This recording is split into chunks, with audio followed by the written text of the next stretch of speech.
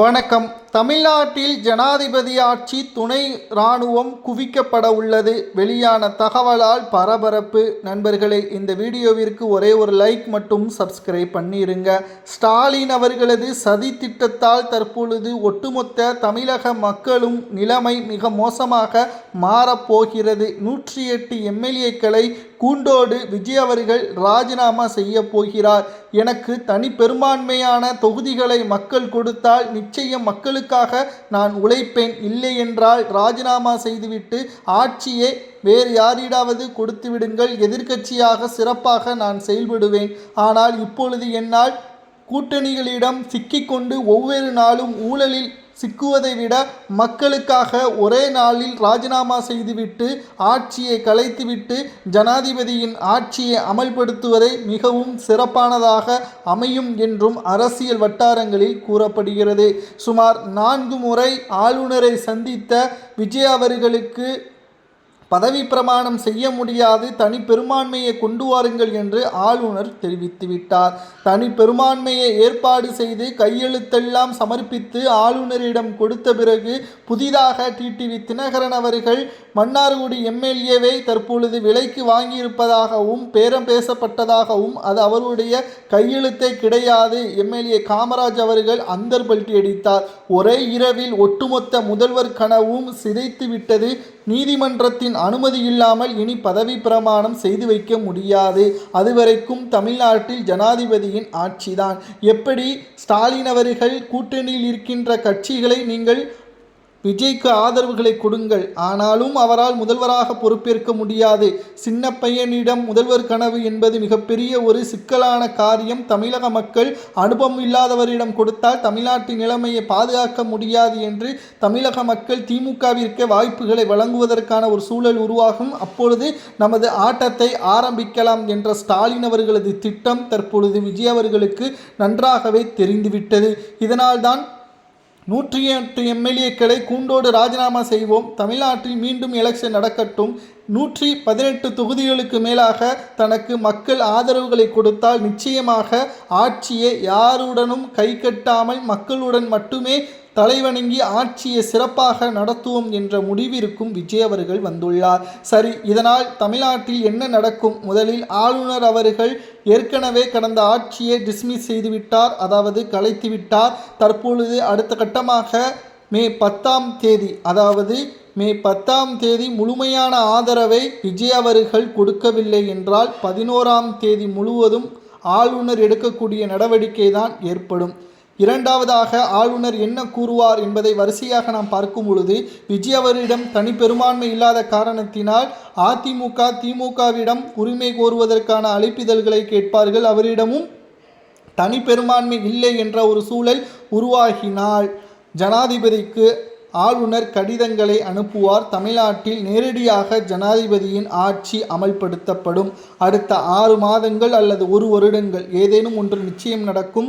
6 மாதங்கள் அல்லது 1 வருடங்கள் ஜனாதிபதியின் ஆட்சி நேரடியாக நடந்தாலே ஒட்டுமொத்த திமுகவின் கனவுகளும் சிதைந்துவிடும். இதனால்தான் அதிமுகவில் எடப்பாடி பழனிசாமியின் காலில் விழாத குறையாக 18 முறை எடப்பாடி பழனிசாமியிடம் ஸ்டாலின் அவர்களும் உதவியாளர்களும் தொடர்பு கொண்டு நீங்களே முதல்வராக இருந்து கொள்ளுங்கள், நாங்கள் வெளியிருந்த ஆதரவுகளை கொடுப்போம், எனது ஆட்சி அதிகாரத்தில் இல்லை என்ற எண்ணம் எங்களுக்கு வருவதற்கு வாய்ப்பில்லை, ஆனால் விஜய் அவர்கள் முதல்வராக வந்துவிட்டால் எதிர்வரக்கூடிய அரசியல் காலகட்டத்தில் எங்களுடன் பயணித்த கூட்டணி கட்சிகளும் விஜய் அவர்களுடன் சென்று விடுவார்கள், எங்களுக்கு எதிர்க்கட்சி அந்தஸ்தை கூட எதிர்வரக்கூடிய அரசியல் காலங்களில் இருக்காது.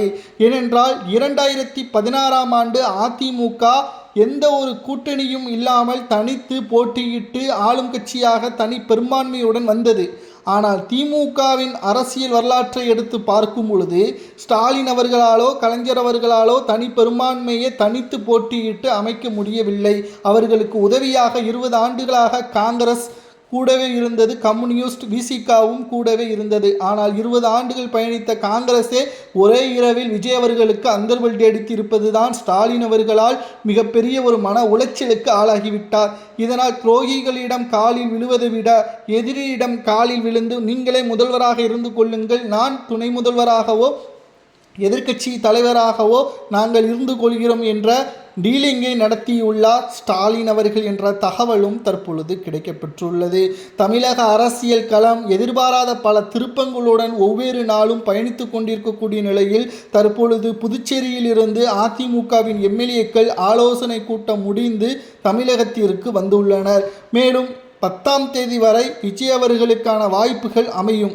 11ஆம் தேதி ஒட்டுமொத்த அரசியல் களமும் முற்றிலுமாக மாறும். மக்களின் குரலை நாங்கள் வெல்வோம் என்று விஜய் அவர்கள் கூறி 108 எம்எல்ஏக்களை ராஜினாமா செய்து ஆட்சியை கலைப்பதற்கு ஆளுநரிடம் கூறிவிட்டால் எதிர்பாராத பல திருப்பங்களோடு தமிழக அரசியல் பயணிக்கும்.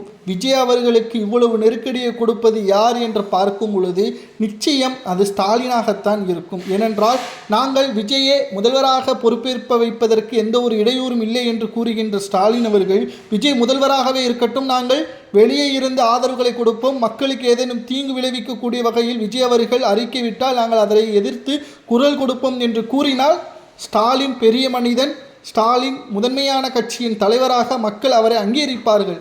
ஆனால் எங்கே விஜய் அவர்கள் முதல்வராக வந்துவிட்டால் அவருக்கான ஒட்டுமொத்த அதிகாரங்களும் கைக்கு வந்துவிட்டால் கடந்த ஆட்சியில் செய்த ஊழல்கள், பல லட்சம் கோடி முறைகேடுகள் அனைத்தும் வெளிவந்துவிடும்.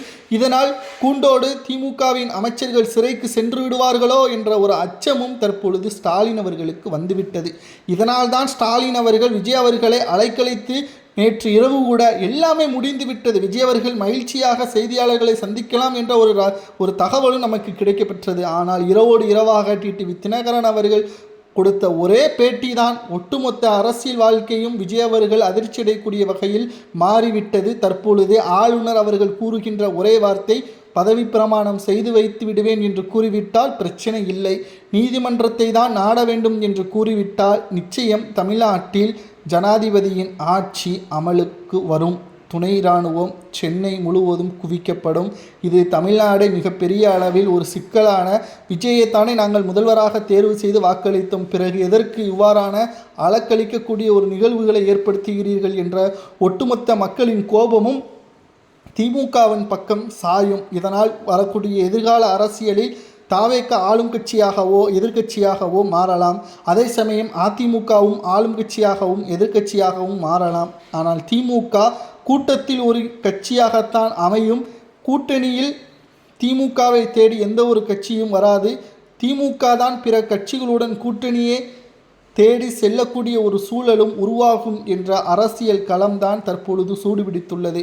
மக்களே, 108 எம்எல்ஏக்கள் கூண்டோடு ராஜினாமா செய்யலாமா அல்லது விடாப்பிடியாக முதல்வர் கனவை நோக்கி விஜய் அவர்கள் போராடலாமா என்பதை கமெண்ட் வாயிலாக மறக்காமல் கூறுங்கள். இது போன்ற அரசியல் செய்திகளை தெரிந்து கொள்ள ஒரே ஒரு லைக் மற்றும் சப்ஸ்கிரைப் பண்ணிருங்க.